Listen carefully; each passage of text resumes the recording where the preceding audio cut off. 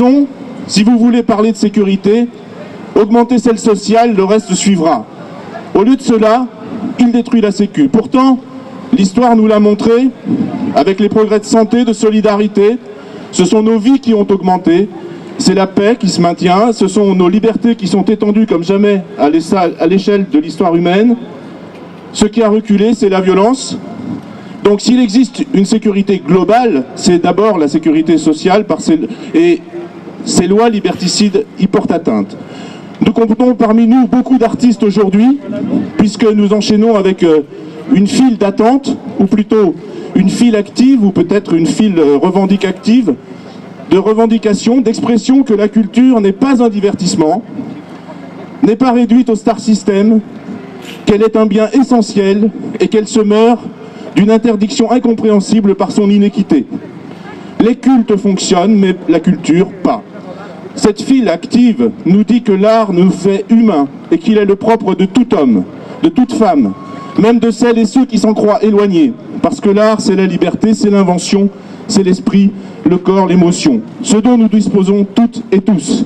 Alors aujourd'hui, c'est une jonction qui a déjà eu lieu, car le mouvement social a déjà à son actif des pratiques artistiques, des pratiques manifestives, mais c'est une jonction renforcée, plus puissante et pleine de promesses créatives et inventives. Et donc de dynamique, dans ce qui est un rapport de force, il ne faut pas l'oublier, pour gagner contre les décisions de ce gouvernement. Ouais, on peut faire du bruit pour notre culture, pour nos libertés, pour nos droits.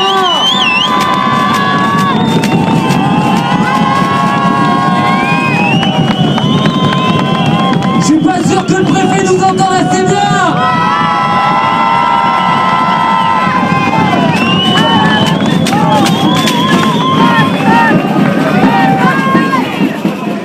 Donc depuis le 17 novembre 2020, l'opposition à la proposition de loi sécurité globale ne cesse de se renforcer via des coalitions inédites, nationalement comme localement. Partout en France, nous rassemblons des centaines de milliers de manifestantes et de manifestants, comme ici, au Mans. Ensemble, nous avons dénoncé les violences policières et les arrestations arbitraires. Nous avons analysé les conséquences des articles 21, 22 et 24 et exigé le retrait de l'ensemble de cette loi qui menace gravement la liberté d'informer et le droit d'être informé.